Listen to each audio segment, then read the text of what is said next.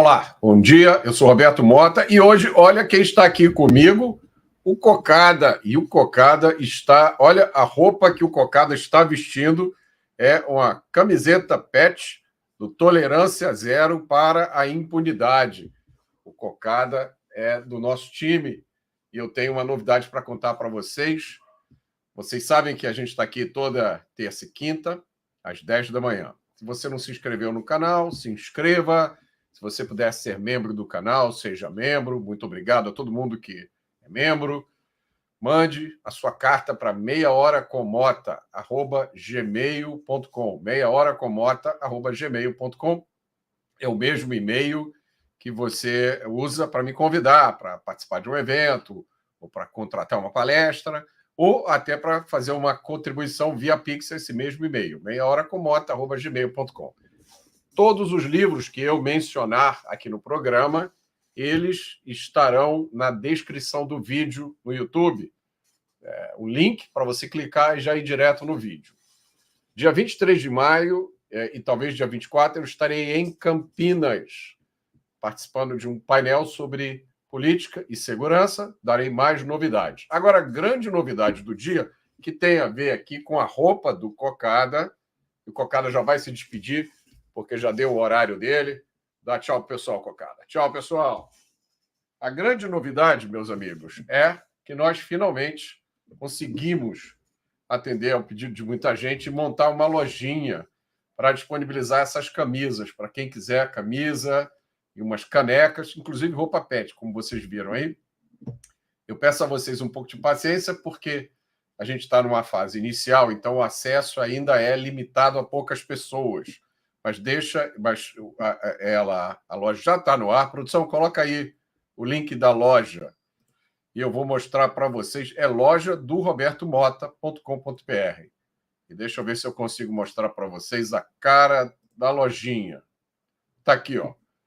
Loja do robertomota.com.br.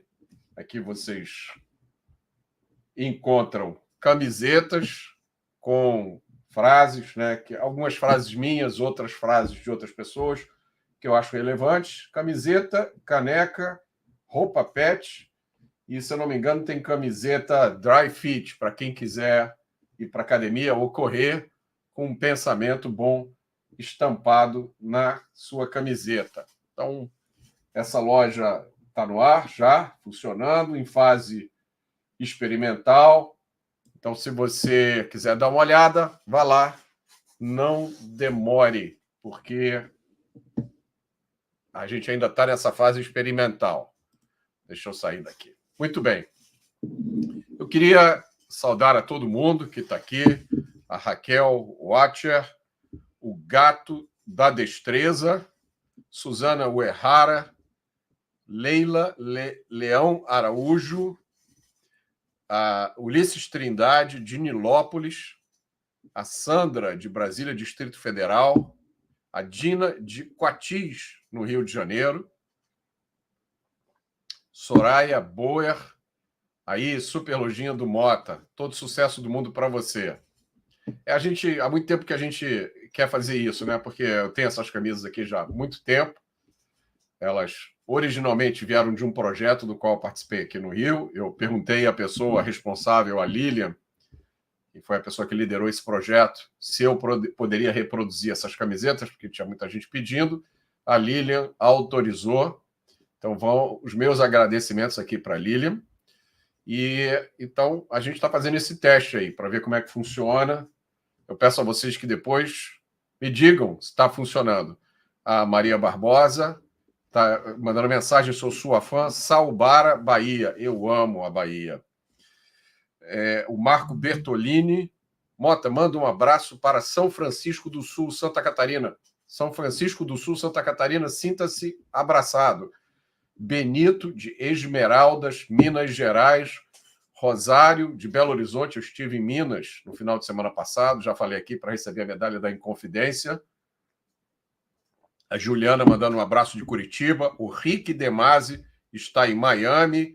Marco Antônio, de Sinop, no Mato Grosso. A doutora Cecília Neri, de Aracaju. A Raíssa Roxy, de Rio Pomba, Minas Gerais. Presidente Prudente, a Carol Ponce. Um abraço, Presidente Prudente. Eu provavelmente estarei em Presidente Prudente nos próximos meses. Eu acho que por volta de junho, ainda não tenho a data, eu vou avisar aqui para vocês.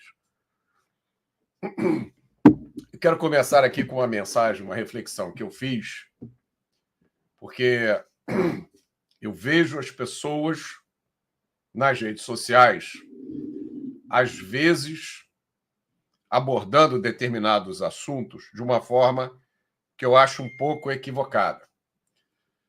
Então, eu queria fazer essa reflexão aqui. Não façam propaganda do mal. É preciso ter muito cuidado, porque muitas vezes, na ânsia que a gente tem de denunciar tudo o que acontece de errado no país, a gente acaba inadvertidamente fazendo propaganda do mal. Na ânsia de dizer, olha que absurdo, olha que coisa errada que esse cara fez, sem querer, a gente está divulgando o mal. Então, cuidado com isso. Não divulguem o mal. Não divulguem os nomes de quem pratica o mal. Porque quanto mais divulgação você der aos nomes, mais repercussão eles têm. Especialmente no mundo das redes sociais. Então, é lógico que a intenção é de denunciar. Denunciar é importante. Mas cuidado para a denúncia não acabar virando uma propaganda do mal. A Leila Freitas diz, Mota, entrei em sua livraria para comprar livros para o meu neto de 10 anos e não encontrei. Um abraço. Leila, lá tem, sim. Eu vou recomendar um livro para o seu neto, Os Meninos da Rua Paulo. É um livro maravilhoso, eu acho que o seu neto vai gostar. E eu tenho um pouco de dificuldade com o livro infantil, porque eu já não dou conta dos livros para adultos. Então, eu preciso de ajuda, eu preciso de recomendações. Se vocês puderem, mandem recomendações de livros bons para crianças, mas tem que ser livros bons mesmo e fáceis das outras pessoas acharem. Às vezes me mandam recomendação de livros, eu não acho em lugar nenhum. Não adianta ser um livro que já saiu de catálogo. Tem gente aqui perguntando como acessar a lojinha. Produção, bota aí de novo o link da lojinha. E eu acho que alguém vai colocar aqui nos comentários. Minha produção número 2, coloca aí o link da lojinha. É fácil. É loja do robertomota.com.br. Está aí na tela. Loja do robertomota.com.br. E agora vamos aos comentários.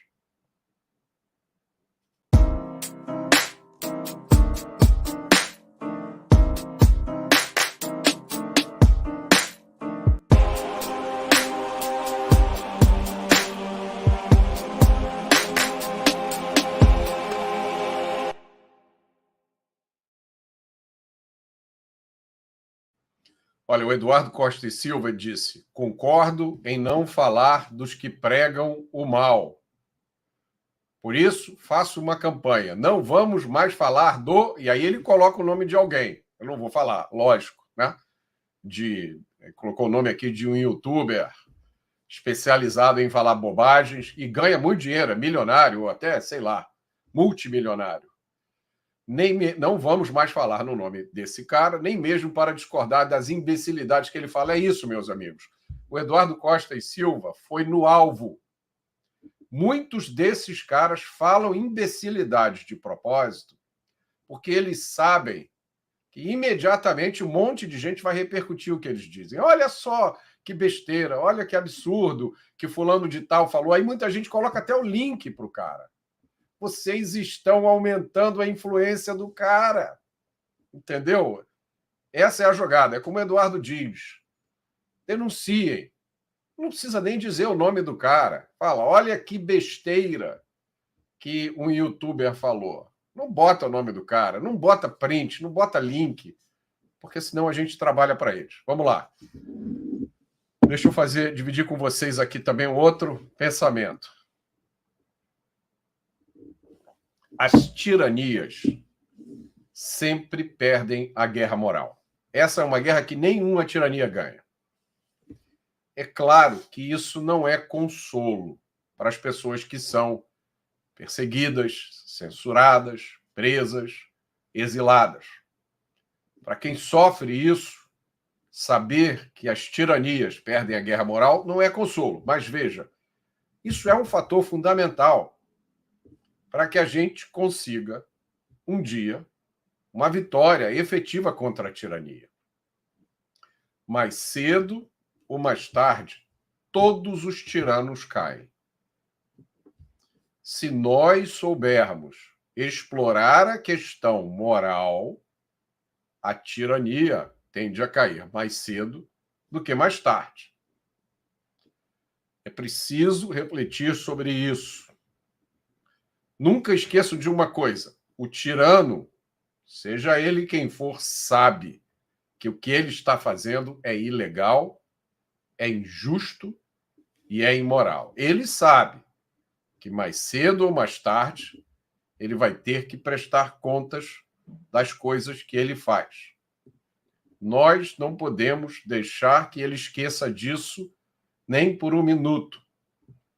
Nós não podemos deixar de lado essa vitória moral. Ela é essencial.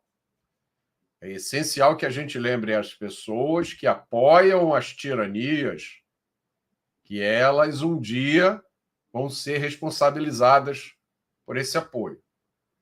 Sejam elas quem forem, estejam elas onde estiverem. E agora, como o programa hoje tem muita coisa, vamos direto para as notícias.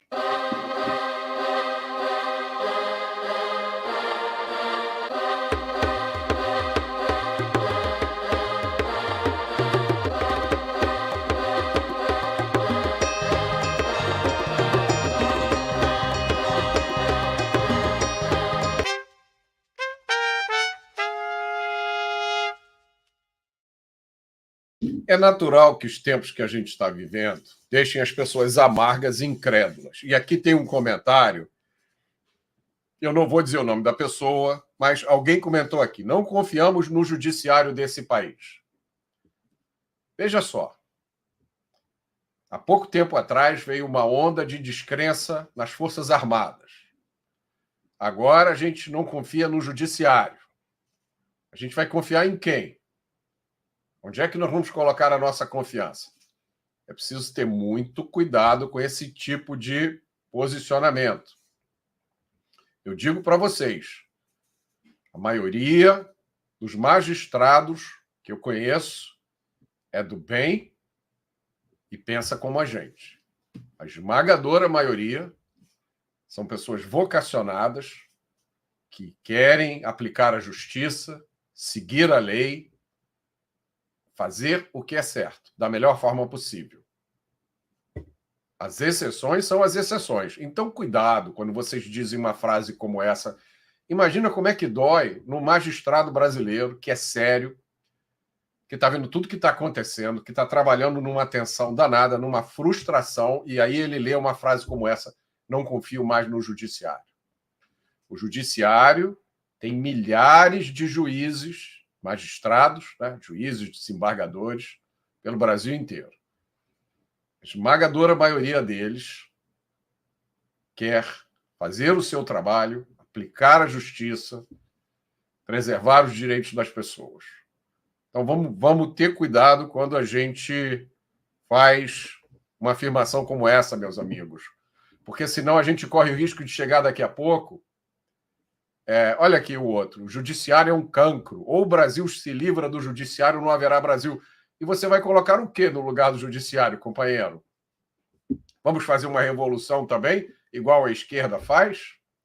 Vamos fazer que nem os revolucionários franceses fizeram? Vamos virar todas as instituições do avesso? Como é que você substitui os 10 mil juízes, magistrados que o Brasil tem hoje? Isso é loucura, isso não faz sentido nenhum. Isso aí é postura de revolucionário, isso não existe. Vamos lá, as notícias, antes que eu me perca aqui. Luiz Vasconcelos faz uma pergunta aqui. Então, por que esses bons magistrados não se levantam contra a tirania? Ora, Luiz, a resposta é óbvia. Está todo dia nas notícias. Dá uma lida nas notícias e você vai ver. A sua resposta, a pergunta é autorrespondível. Vamos lá.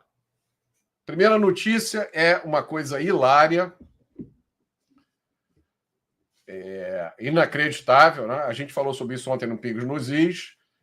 Foi divulgada a cédula de votação da próxima eleição da Venezuela. A cédula parece uma pegadinha. É um troço gigantesco que tem as fotografias dos candidatos e a fotografia do ditador da Venezuela, o patético Nicolás Maduro, aparece 13 vezes, porque 13 partidos fazem parte da sua coligação. É um troço bizarro. Quem não viu ainda, procura nas redes sociais ou vai no Pingos nos Is de ontem, porque é inacreditável, né? E eles são 13 movimentos políticos. Olha só que maravilha de diversidade. Tem o marxista, o leninista, o comunista, todos eles apoiando, que surpresa, o ditador da Venezuela. E os candidatos para essa eleição são 10 candidatos, todos eles homens. Então você que é de esquerda, que aplaude a esquerda pela pauta feminista, vai lá na Venezuela, vai lá no ditador esquerdista da Venezuela e tem uma conversinha com ele. E agora a gente vai entrar aqui no assunto principal do dia, que é o mais importante, e me espanta o grau de desconhecimento de muita gente sobre isso. Eu tenho um livro, peraí, deixa eu pegar aqui para vocês. Esse é meu último livro, A Construção da Maldade. Eu falo sobre a questão da segurança pública no Brasil. Esse livro, para minha surpresa, foi um best-seller, é um best-seller, já vendeu quase 100 mil cópias. E ele surgiu depois de uma série que eu fiz junto com a Brasil Paralelo, chamada Entre Lobos. Se você não assistiu, assista ainda. Assine a Brasil Paralelo. Esse final de semana eu estive com um dos sócios da Brasil Paralelo, o Henrique Viana, um cara sensacional. Eles também receberam a medalha da Inconfidência. Eu não vou mostrar, morrendo de vontade de mostrar minha medalha de novo, mas não vou mostrar não, senão daqui a pouco eu só falo da medalha. Assistam Entre Lobos, é uma série da Brasil Paralelo. Depois da série, eu escrevi esse livro. Esse livro já vendeu mais de 100 mil cópias. E aqui eu conto o que está acontecendo no Brasil. Muita gente não leu esse livro ainda. Muita gente, e aí eu fico desesperado. Eu vejo muita gente embarcando na estratégia dos nossos adversários. Então vamos começar aqui com uma notícia. O governo de São Paulo, atendendo a uma solicitação judicial, disse que vai usar câmeras nas operações policiais. E aí o Marcelo Pires, que me segue no Twitter, disse o seguinte, ele fez um tweet dizendo: eu gostaria de ver os políticos dos 3 poderes com câmeras corporais. E com uma frase como essa, o Marcelo falou muita coisa, porque olha o que ele disse: políticos dos 3 poderes. Mas, na teoria, só 2 poderes deveriam ter políticos, né? Pois é.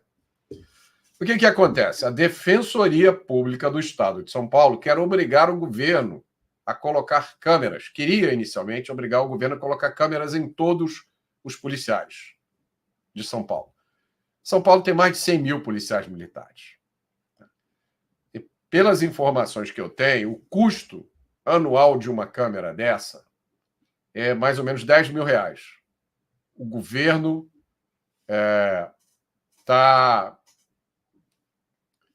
o governo tem um contrato que não foi feito nesse governo, foi um contrato feito na gestão anterior, que especifica que para cada câmera que um policial usa, o governo paga R$10 mil por mês. Então, se você for botar câmera em todos os policiais, o governo vai gastar R$1 bilhão por ano.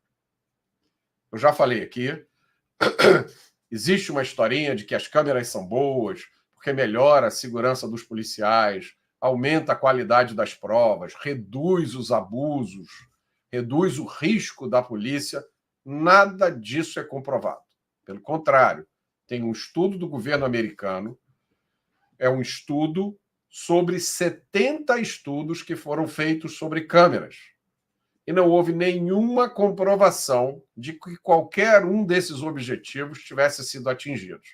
Eu ontem tuitei o link para a pesquisa. Então, quem duvidar, quem ainda insistir nessas besteiras, é só entrar lá.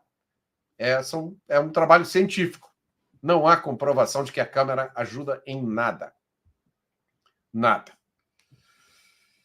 E aí, o que acontece? Eu ontem, ou anteontem, alguns dias atrás, eu fiz uma pesquisa no meu Twitter. Eu coloquei lá a seguinte pergunta: você apoiaria o endurecimento da legislação e um esforço nacional de combate ao crime? Na última vez que eu vi, 99% das pessoas apoiavam. Não sei como é que está isso hoje. Deixa eu ver aqui se eu consigo dizer para vocês o resultado deste momento. Aqui. 98,4% das pessoas aprovaram, 1,6% não aprovaram. Aqui a gente computou de 15 mil votos, mais ou menos. Mas muita gente entrou, né, no meu tweet falando mal da polícia, dizendo: eu não confio mais na polícia, tá vendo? Eu não confio mais no judiciário, não confio mais na polícia, não confio mais nas Forças Armadas. Não confio na polícia, porque a polícia, durante a pandemia, a polícia fez isso e aquilo, porque a polícia... Muita gente, para minha surpresa, entrou falando mal da polícia. E aí eu aproveitei para fazer um esclarecimento, que é o ponto central desse programa. Essa é a mensagem mais importante de hoje, tá?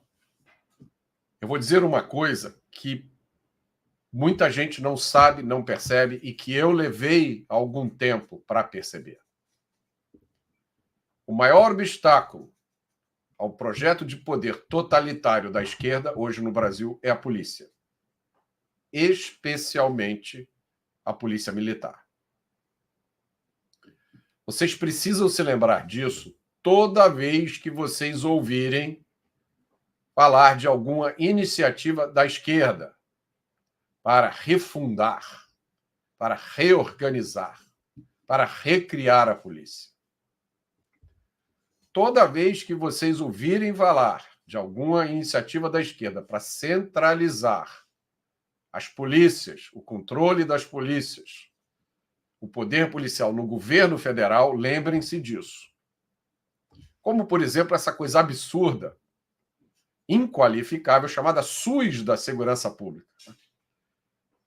Quando vocês ouvirem essa expressão, SUS da Segurança Pública, liguem o alarme, porque se trata disso. Se trata de centralização do controle das polícias do governo federal. Lembrem-se do que eu estou dizendo quando vocês ouvirem um besterol chamado desmilitarização da polícia militar. As pessoas dizem: é preciso desmilitarizar. As pessoas não, os militantes de esquerda. Eles espalham essa ideia. É preciso desmilitarizar a polícia militar para humanizar o tratamento da polícia, para que a polícia fique melhor. Só para vocês saberem, a maioria das polícias do mundo tem algum grau de militarização, menor ou menor. A maioria delas tem isso. Tá?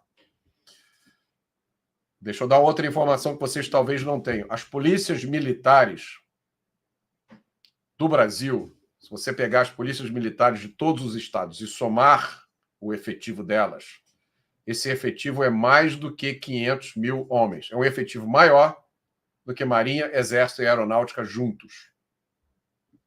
Se você somar ainda os efetivos das polícias civil, Polícia Federal, Polícia Rodoviária Federal e guardas municipais, você vai chegar a 1 milhão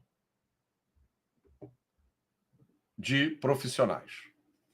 Se você somar todas as pessoas, a Polícia Civil, Militar, as polícias federais e as guardas municipais, você vai ter 1 milhão de profissionais. Prestem atenção no que eu vou dizer agora para vocês. Eu vou falar para vocês como cidadão, eu não sou policial, não sou advogado, não sou militar, não sou especialista em segurança pública. Os especialistas são os policiais. Vou falar com vocês como cidadão que estudou e que tem contato com esse mundo há mais de 10 anos. Na minha experiência, 99% desses policiais, desse 1 milhão de policiais, são profissionais sérios, que saem todo dia de casa para combater o crime. Eles querem defender a liberdade e os direitos fundamentais do cidadão. 99% desse 1 milhão. Sobra 1%. Esse 1%, eles realmente estão dispostos a fazer qualquer coisa, inclusive servir de guarda pretoriana para uma tirania. Em 1 milhão de profissionais, você está falando aí de 10 mil. Pessoas assim existem em qualquer organização. Se você chegar em qualquer hospital, eu garanto que 1% dos médicos ali são ruins. Se você for em qualquer escola, provavelmente 1% dos professores são ruins. 1%. Há muito tempo, meus amigos, a esquerda no mundo inteiro, e aqui no Brasil, copia tudo que vem dos Estados Unidos, declarou guerra à polícia. Tem um excelente livro na minha livraria, eu vou pedir para a produção colocar o link, chamado Guerra à Polícia. Agora, durante a pandemia, nós vimos nos Estados Unidos um movimento chamado Abolish the Police, acabem com a polícia. Várias cidades americanas, grandes cidades dominadas pela esquerda, pelos democratas, resolveram tirar a verba da polícia. O resultado foi um aumento de crime inacreditável. Então, a esquerda declarou guerra à polícia. Aqui no Brasil, especialmente, a guerra à polícia militar. É um grave erro a gente embarcar nessa canoa. Eu estou vendo muita gente fazer exatamente isso. Usar essas frases, eu não confio mais na polícia, a polícia está a serviço disso aqui. Não se pode atacar a maioria de policiais sérios, conscientes, honestos, por causa das ações de 1% deles. É exatamente isso que a esquerda sempre sonhou, é exatamente isso que tem muita gente fazendo nas redes sociais. Sem reflexão nenhuma. Já começa falando mal da polícia. Eu digo para vocês, no dia que a instituição policial, especialmente a polícia militar, cair aqui no Brasil, vai cair a última barreira ao projeto marxista, comunista, socialista, progressista de poder. Hoje, na minha experiência, 99% da polícia está do nosso lado. Mas, prestem atenção nisso. A mídia não informa para vocês as coisas que a polícia faz que são certas. A mídia não dá uma lista, né? Você não vê notícias de vidas que foram salvas, de casos que foram resolvidos. O que você vê, repetido todos os dias, são os erros. Ora, se a gente tem 1 milhão de policiais no Brasil, é lógico que alguns deles vão cometer os erros. Só esses erros é que são divulgados pela mídia. As coisas que a polícia faz não certas do bem, que a maioria não são divulgadas. Então se cria essa mentalidade anti-polícia. Meus amigos, isso é exatamente o que a esquerda quer. A esquerda quer jogar as pessoas contra a polícia. Da mesma forma que a esquerda está conseguindo jogar as pessoas contra o judiciário. E aí, o que vai sobrar para a gente? Se por causa das ações de uma minoria, a gente ataca a instituição toda. Essa é a reflexão do dia. E aí eu vou dar dois exemplos práticos aqui do que eu estou dizendo. Nós estamos vendo no estado de São Paulo o maior enfrentamento ao crime organizado e não organizado. Tem que acabar com essa história de é preciso enfrentar o crime organizado. Tem o crime organizado e tem o crime desorganizado. Os dois têm que ser enfrentados. São Paulo está fazendo isso. A gente tem um governador, São Paulo tem um governador com uma coragem gigantesca, que colocou um secretário de segurança ultra preparado, é policial militar da Rota, é deputado federal, estudou o assunto de segurança pública, eu testemunhei, o Derrite estudando e aprendendo, e agora é secretário de segurança. agora começam a tentar atacar a Secretaria de Segurança de São Paulo e o governo de São Paulo de qualquer jeito. Todo dia tem uma fofoca nova na mídia. Agora estão tentando criar uma treta entre a Polícia Civil de São Paulo e a Polícia Militar de São Paulo, dizendo que, porque o Derrite, a Polícia Militar estaria recebendo mais recursos do que a Polícia Civil. Não é verdade. Os números estão disponíveis. Mas a verdade é irrelevante, né? O que eles querem é arranjar um jeito de criar confusão em São Paulo. Então, estão usando a velha estratégia de tentar jogar uma polícia contra a outra. É isso. Outra notícia que saiu na mídia, que o número de tornozeleiras eletrônicas em São Paulo é insuficiente para o número de presos que saíram em saidinha temporária. Parece que foi concedida, e essa concessão não é feita pelo governo do Estado de São Paulo, foi concedida a saída temporária para 35 mil presos. Mas o governo do Estado de São Paulo só tem 6 mil tornozeleiras. Me digam, a culpa é do governo do Estado de São Paulo? Todo mundo que é servidor público, todo mundo que já trabalhou no governo, sabe das dificuldades de fazer compras, de fazer licitações. Isso tudo leva muito tempo. E aí, né, esse troço sai na mídia como se fosse um problema, como se fosse o governo do Estado de São Paulo que coloca os presos na rua. Não é, isso é uma decisão judicial. Estão entendendo? Tudo é montado para criar indisposição contra a polícia. Então, essa é a mensagem. Existe uma guerra contra a polícia. Essa guerra é de propósito. Essa guerra envolve a maioria da mídia. E o objetivo dessa guerra é fazer você começar a criticar a polícia, dizer que a polícia não presta, eu não confio mais na polícia. Né? Como tem gente dizendo aqui, eu não confio mais no judiciário. Cuidado. Não pegue uma organização que tem milhares de pessoas e, por causa das ações de 2 ou 3, você passa a criticar toda a instituição, dizer que ela não vale mais nada. Se a gente for nesse caminho, a gente acaba sem nada. Nada, nada, nada. Bom, era isso. Essa é a mensagem principal do dia. E agora a gente vai para um assunto tão controvertido, polêmico, e eu vou chamar daqui a pouco, mas já pode se preparando para entrar aí, produção, a Lorena Pinelli. A Lorena é a advogada da Pinelli Partners, é um escritório de advocacia com sede no Texas, especializado em imigração. E também é com a Pinelli que a gente conta para destrinchar alguns assuntos jurídicos que têm a ver com Estados Unidos.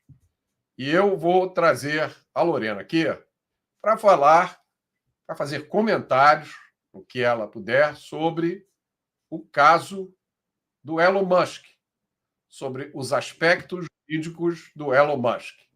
Vamos recordar rapidamente o que foi que aconteceu. O Elon Musk foi na sua rede social, o X, para dizer que ele estava recebendo determinações judiciais aqui do Brasil que ele considerava indevidas. Eu estou simplificando e suavizando, e vocês sabem por quê, né? Então, o Elon Musk falou isso.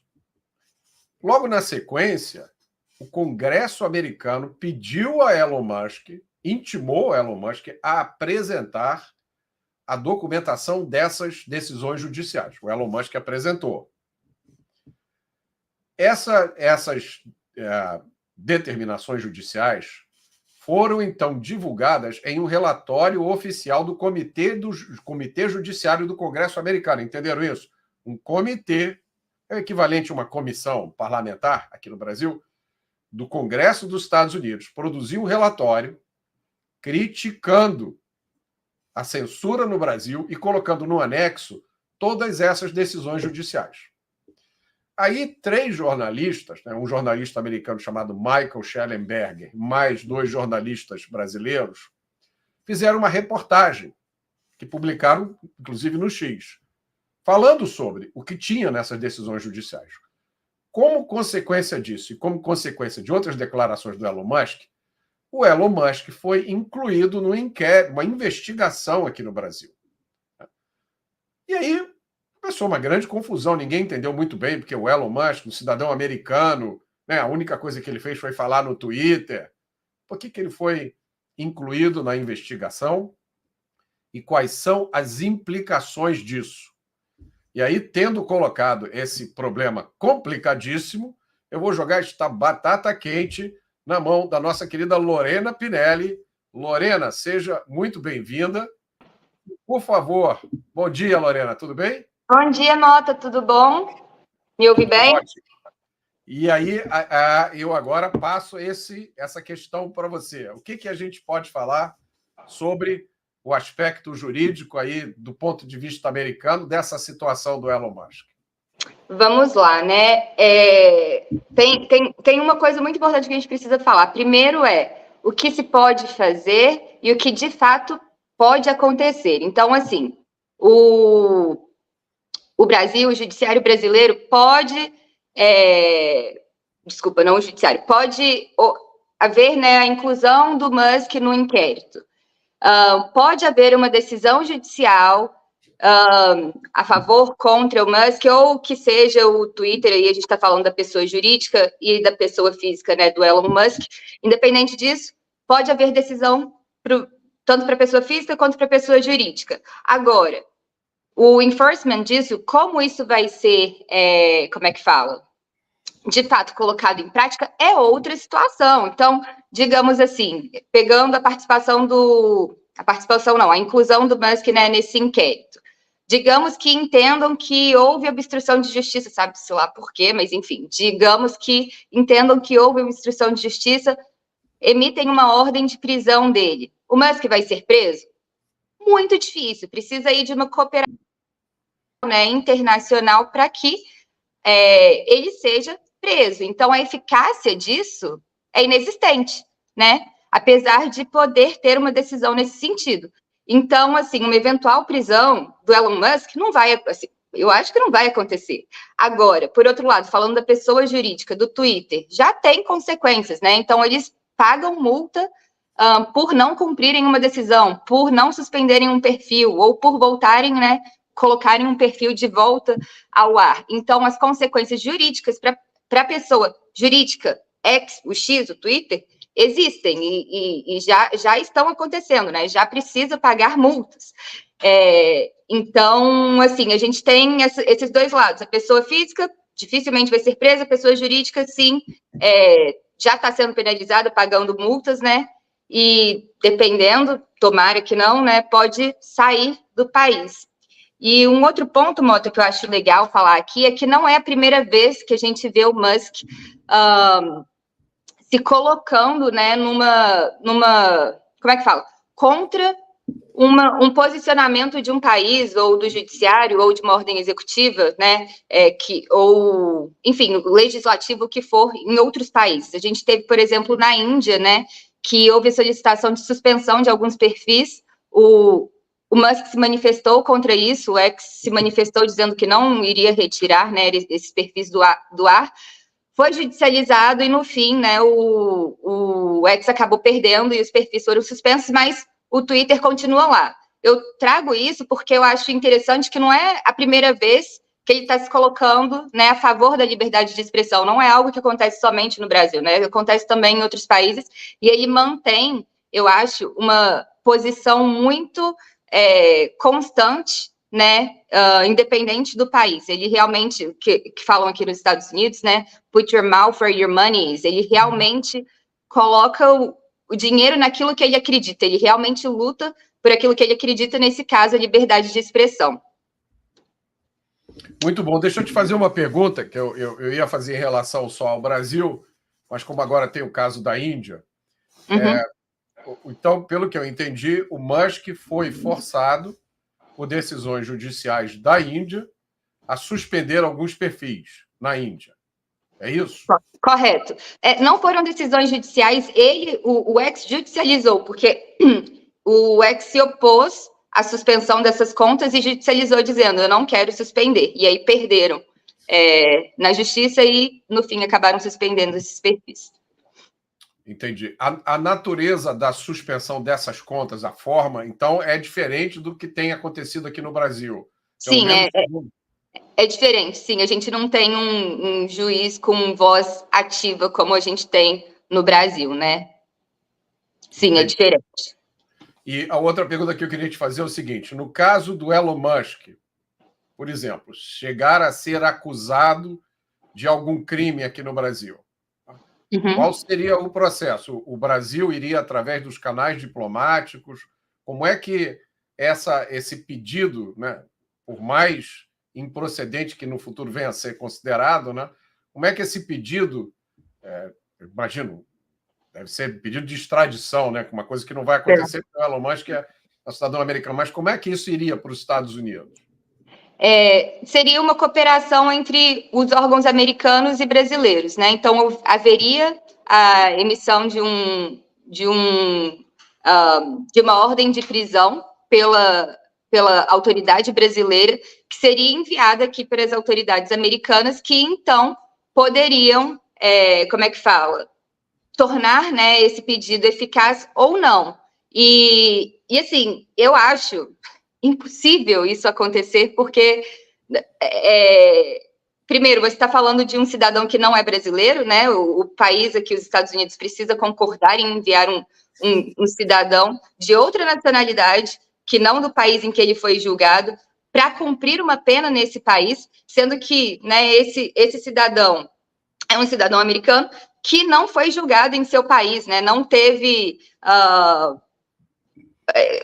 não foram apresentadas provas materiais, né, do que teria sido feito por ele para que, né, ele seja preso. Então, assim, o que aconteceria? A ordem de prisão no Brasil enviada para as autoridades americanas, que vão analisar e falar. Eles vão falar, não vai ser preso, não vamos extraditar, não vai acontecer, né, o cumprimento dessa ordem.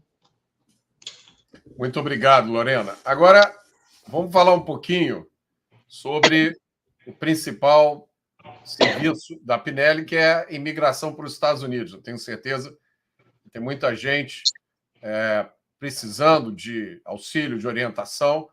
E uma das coisas que muita gente não sabe é que existe um visto de habilidades especiais, né, que é uma forma de pessoas que são boas no seu campo de atuação conseguirem um processo de imigração. E eu ouvi dizer que as áreas boas são de ciência, tecnologia, engenharia, matemática, mas não se limita só a isso. E aí eu queria, Lorena, que você falasse um pouco disso, porque eu sei que é um assunto, às vezes, quando as pessoas perguntam como é que funciona, qual é o tempo para conseguir um visto como esse, qual é o custo desse processo. Tá bom, vamos lá, Mota. Por um lado, assim, eu fico feliz, né, de poder atender pessoas nesse sentido de emigrarem, né, saírem do Brasil e entrarem aqui nos Estados Unidos, mas, por outro lado, a motivação muitas vezes é triste, né, ver o que está acontecendo no Brasil e as pessoas querem fugir disso, justamente porque aqui, né, elas vão ter liberdade de expressão, maior segurança, etc. Então, assim, acaba tendo um peso, mas no fim a pessoa quer buscar uma vida melhor aqui, então o fim é muito bom. Então vamos lá, o visto que você está mencionando é o EB2NW, ele é um dentre vários que existem diferentes categorias, existem diferentes tipos de visto, né? E esse visto, o que eu acho mais interessante dele, Mota, é que o ponto dele principal é justamente para a pessoa sair do seu país de origem para continuar fazendo o que ela fazia, só que aqui nos Estados Unidos. Então, se você desenvolve pesquisa na área de biologia no Brasil, tem publicações, aliás, tem artigos publicados, participação, talvez, em aulas, seminários, né, e você tem uma atuação forte no campo, você pode apresentar isso para a imigração, né, para as autoridades americanas, como um diferencial. Olha, eu sou especialista nessa área e quero, né, entrar nos Estados Unidos para continuar fazendo o que eu fazia. Justamente porque eu tenho uma, uma capacidade, tenho conhecimento muito grande na área e posso beneficiar o país. Então, a gente tem sempre que pensar por que os Estados Unidos está deixando aquela pessoa entrar, né? Seja na área que eu estava falando aqui de pesquisa, na área de biologia, seja na área de engenharia, seja na área de medicina, né? A ideia é que os Estados Unidos vai deixar você entrar desde que você apresente algo em troca, sabe?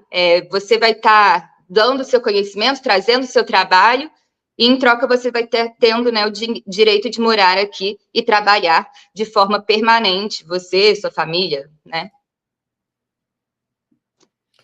Perfeito. Lorena, você pode dar alguns exemplos de pessoas que poderiam se beneficiar desse tipo de visto? Claro. Vamos lá. Uma área aqui muito interessante, que a gente vê uma demanda muito grande nos Estados Unidos, é a enfermagem, por exemplo. Então, o pessoal que é enfermeiro no Brasil, trabalhou por muitos anos, começa o processo de validação do diploma aqui nos Estados Unidos, a gente consegue trazer esse profissional para cá. Ou, como eu disse, na área de pesquisa, seja de biologia, seja de química, física. Então, pesquisadores são muito valorizados aqui. Um médico que exerce clínica, mas que desenvolve pesquisa, é muito interessante, assim como dentista. Engenheiro na área de... Aí pode pensar em todas as áreas, eu diria que engenheiros aqui são muito bem vistos, mas lembrando que sempre precisa ter uma bagagem, né? Precisa ter experiência de trabalho no Brasil para a gente colocar a pessoa como diferenciada, né? Digamos assim. Então, eu diria que todas essas áreas, profissionais dessas áreas e outras que eu não mencionei aqui, como TI, são muito bem-vindos, né? O que a gente precisa pensar sempre é o benefício que vai trazer para os Estados Unidos, de continuar fazendo o que você fazia no Brasil, aqui nos Estados Unidos, a fim de beneficiar o país, né? E aí, você tinha perguntado anteriormente, acabei não respondendo, né? Questão de tempo. Esse visto a gente está falando aí de cerca de 2 anos para estar com tudo certo e dar entrada no país. Então, não é um processo rápido, é um processo que, primeiro, vem da decisão da família, né, de iniciar o processo imigratório, depois a preparação do caso, depois o envio do caso à imigração, para, enfim, né, ter a aprovação e a pessoa poder entrar dentro do país. Uma vez que você tem, né, o visto concedido, você tem aí 6 meses para entrar nos Estados Unidos, tá bom?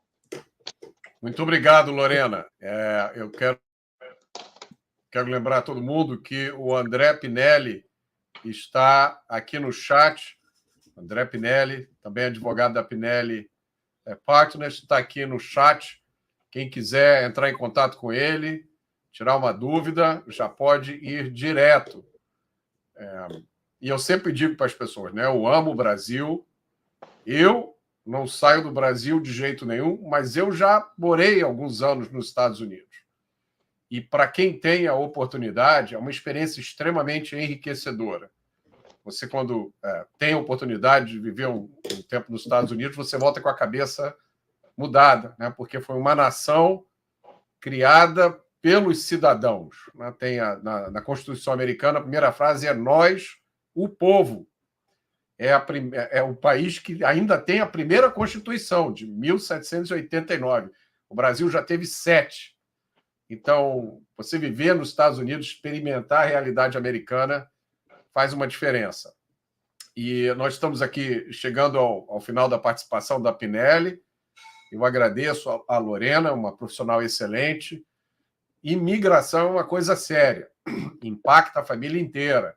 A gente teve recentemente notícias aí de pessoas que se aproveitam da vontade que as pessoas têm de imigrar e se metem em esquemas, inventam coisas. Então, é muito importante escolher advogados competentes, honestos, para fazer um processo correto.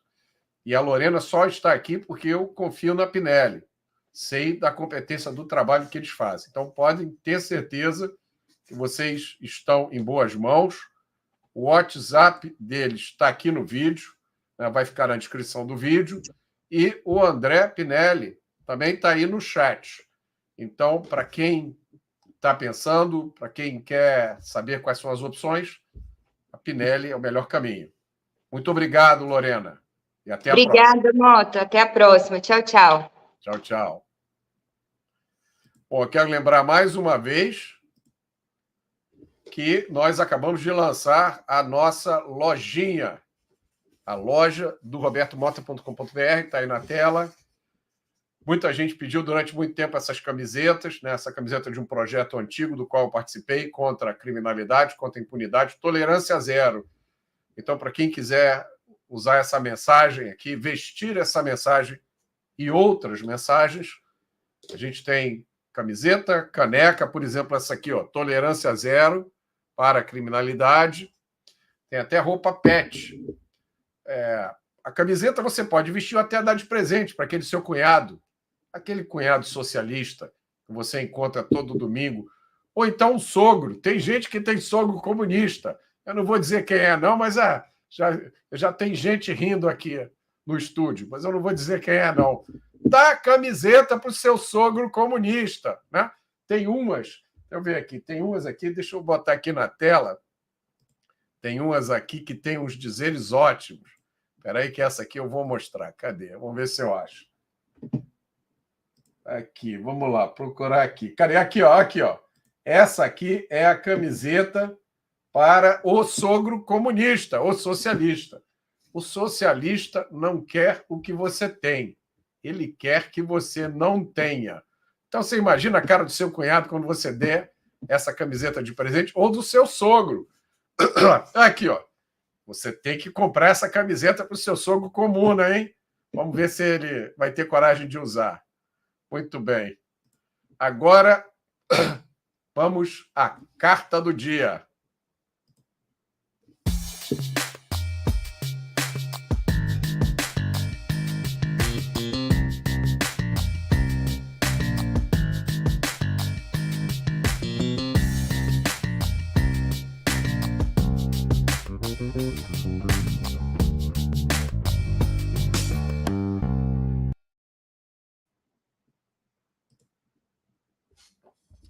Prezado Mota, sou, como dizia minha mãe, carioca da gema, nascido em Copacabana.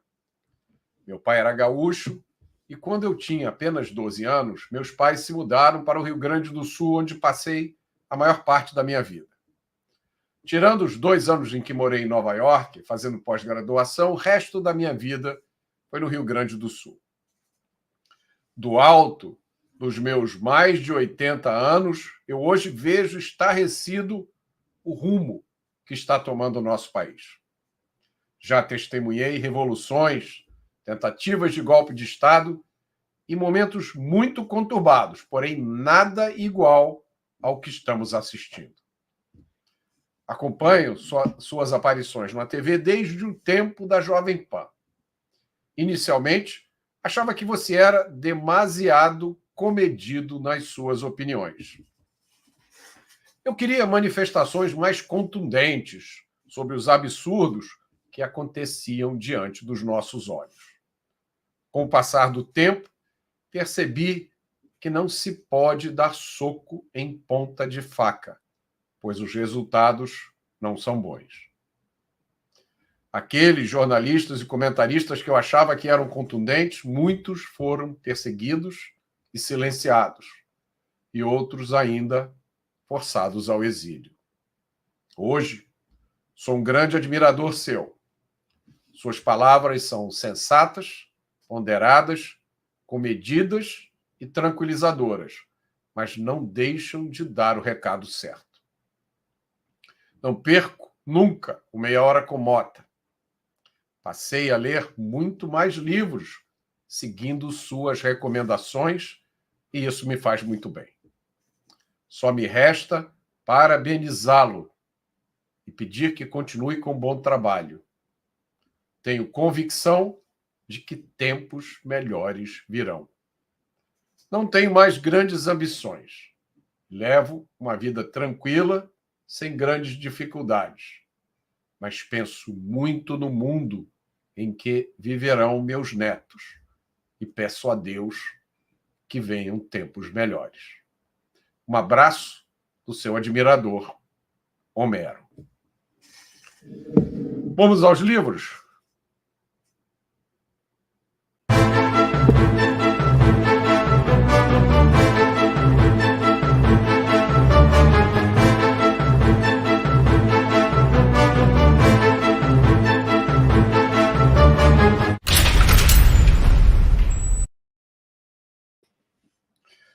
Se você ler 1 hora por dia, você só está ocupando 4% do seu dia, das 24 horas. E os benefícios são gigantescos. É por isso que eu falo tanto de leitura aqui. E para...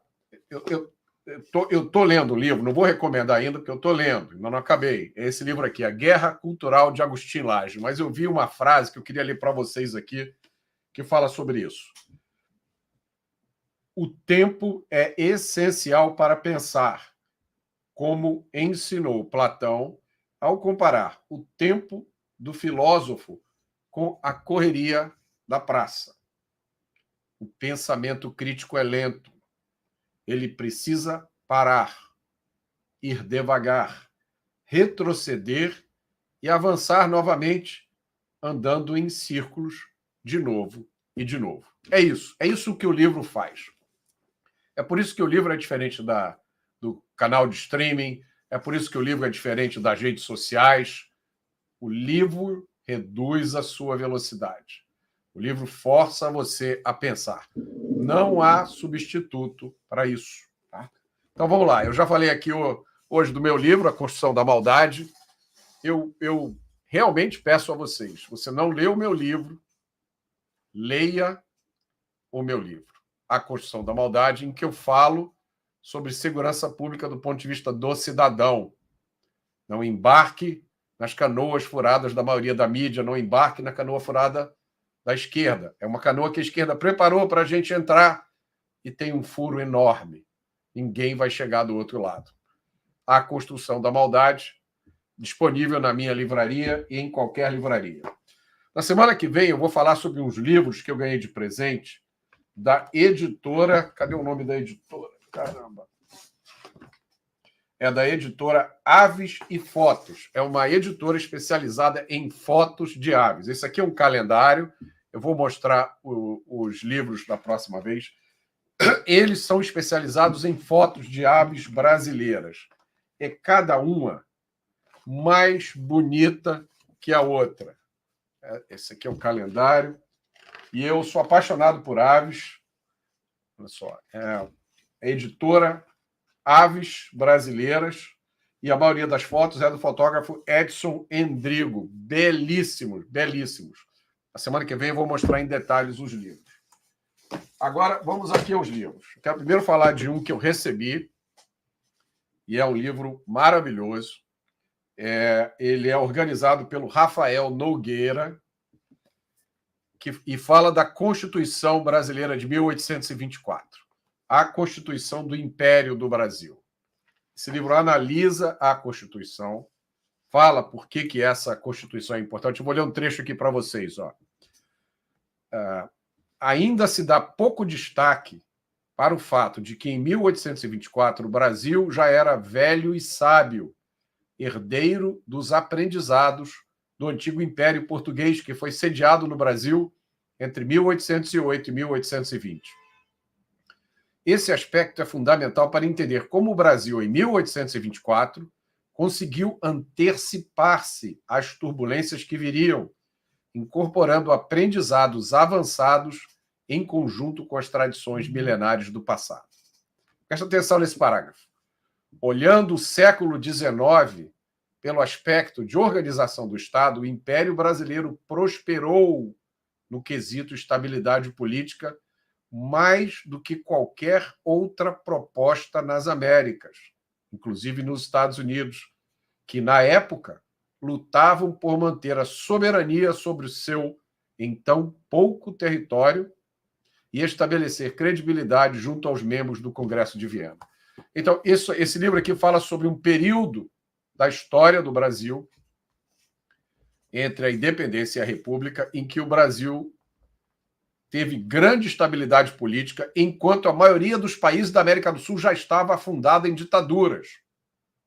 E o Brasil teve 2 imperadores, Dom Pedro I e Dom Pedro II, que tinham um pensamento liberal, e essa Constituição de 1824 ela foi produzida, foi escrita por Dom Pedro I, e se ensina nas escolas mentiras sobre ela, dizendo que ela foi uma Constituição autoritária, de que ela foi imposta. Realmente, ela foi outorgada por Dom Pedro I, mas ela foi escrita de acordo com o mais avançado pensamento liberal. Então, esse livro aqui é essencial para você. A gente não tem ele ainda, ele é exclusivo do Clube Ludovico, mas eu estou falando com vocês porque eu vou tentar conseguir uma quantidade limitada deles para vender aqui, tá? Eu estou apaixonado por esse livro e ele vem com um brinde que é uma cópia em facsímile, reprodução da Constituição de 1824.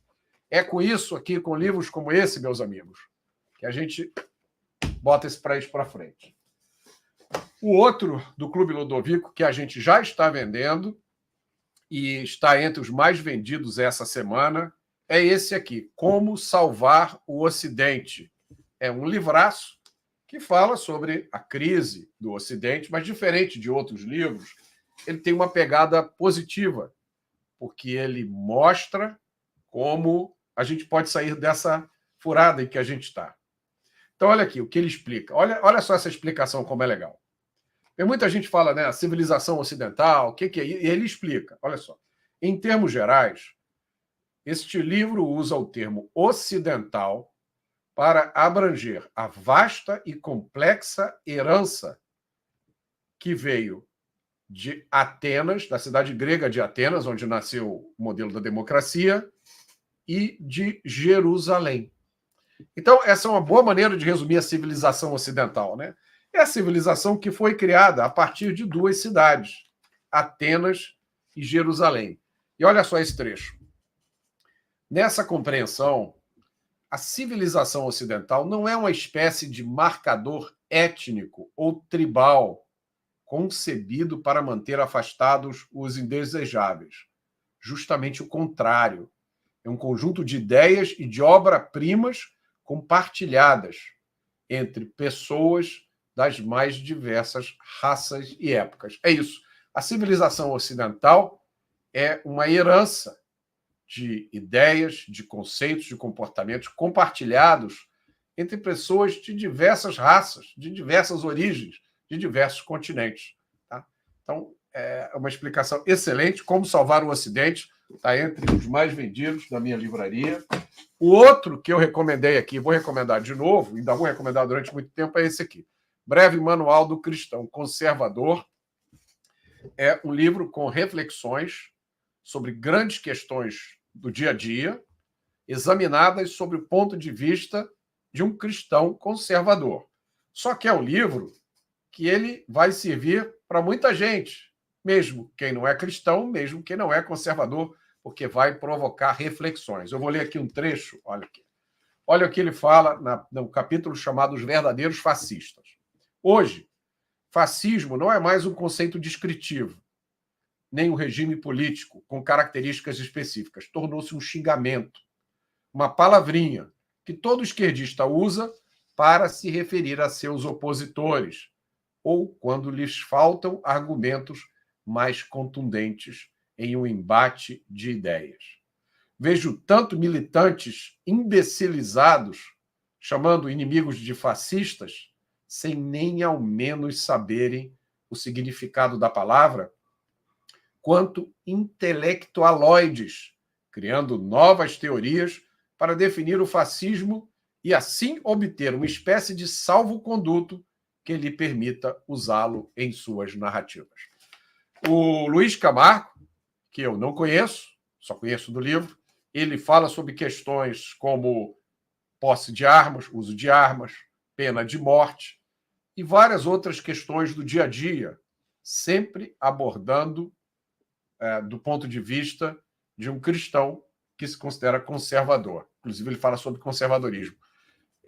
Muita gente me pede um livro inicial. Mota, eu quero um livro de introdução à política. Né?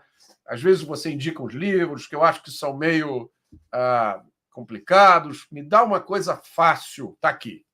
Para você que quer começar do zero a entender as questões políticas, esse é o livro, Breve Manual do Cristão Conservador. Outro livro que eu já indiquei aqui, vou indicar de novo, porque é essencial para a gente entender a desgraça que é a educação brasileira e que foi exportada para o exterior através das ideias desse ideólogo, doutrinador chamado Paulo Freire, é essa aqui, a Pedagogia do Marxismo, do James Lindsay, que fala sobre isso. Ele fala sobre o desastre que está acontecendo na educação americana, e a gente vê todo dia nas notícias dos Estados Unidos, as coisas absurdas que estão vindo de lá. A última foi uma invasão de uma universidade, eu esqueci qual foi a universidade, qual foi o estado. Invasão de apoiadores, por apoiadores do Hamas, para fazer uma manifestação dentro da universidade, praticamente sequestraram uma universidade americana, e o James Lindsay diz que a origem disso tudo está nisso aqui, ó, na tal Pedagogia do Oprimido, do Paulo Freire, que ele diz, na verdade, é uma pedagogia do marxismo. E o último livro de hoje, um livraço que eu nunca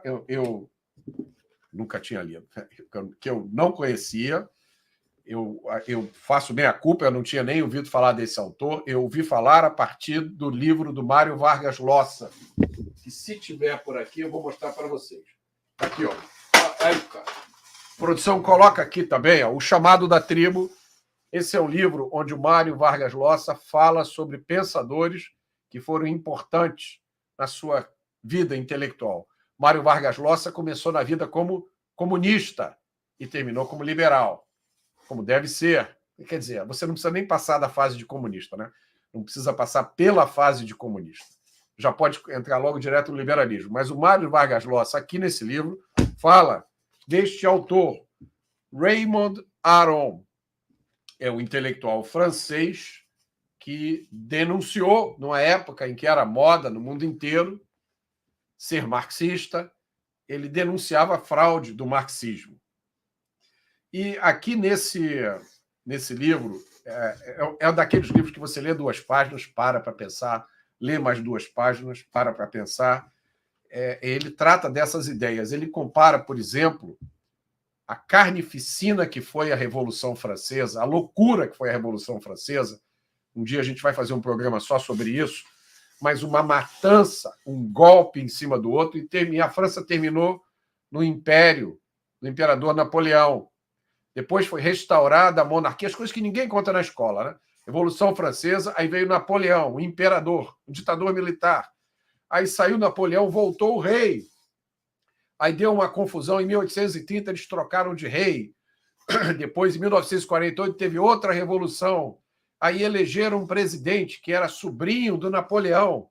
Aí, 2, 3 anos depois, o presidente faz um plebiscito que autoriza ele a se tornar imperador. A França volta... Então, a França é uma confusão atrás da outra. Enquanto isso, na Inglaterra, né, que é um berço da tradição liberal, o respeito aos direitos humanos, ao Estado de Direito, foram construídos aos poucos. E o rei continuou lá, né? Então, você vê, o rei da Inglaterra continuou, a Inglaterra teve uma trajetória muito mais tranquila, chegou a respeitar o Estado de Direito e os direitos humanos até hoje, né? E a França é uma confusão atrás da outra. A última acabou de colocar o direito ao aborto na Constituição. Enfim, o ópio dos intelectuais. Porque vocês sabem que tem uma frase daquele barbudo, o inventor do marxismo, não vou falar o nome dele aqui, mas ele é inventor do marxismo, né? E que ele disse que a religião é o ópio do povo. E aí o Raymond Aron diz que o marxismo é o ópio dos intelectuais. Então, um livraço, estou saboreando da Vide Editorial, que só edita livro bom.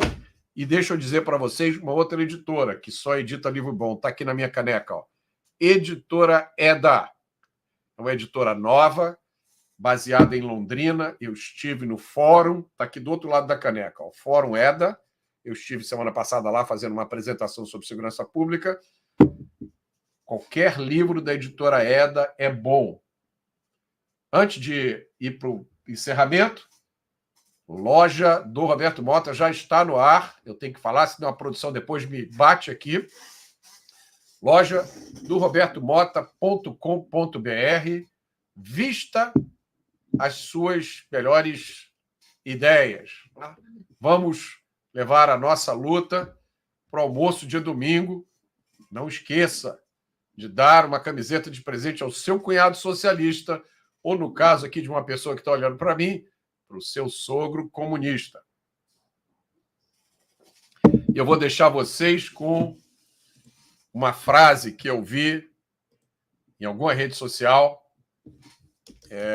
e eu esqueci onde foi que eu vi. Então, eu não sei de quem é essa frase, não vou poder dar crédito ao autor, mas acho que ela é muito apropriada para o momento que a gente vive hoje, é muito apropriada para a gente manter na cabeça, de uma forma geral, para a vida. E a frase diz o seguinte: se você não se sacrifica para atingir seus objetivos na vida, você acaba sacrificando os seus objetivos. Eu vejo vocês hoje, às 18 horas, no Pingos nos Is. A Maristela Bianchi já disse que vai estar lá me assistindo. Tem sido divertido. Você não está assistindo, você está perdendo. Ontem foi divertido. E na próxima terça-feira, nesse mesmo horário. Muito obrigado. Bom dia a vocês.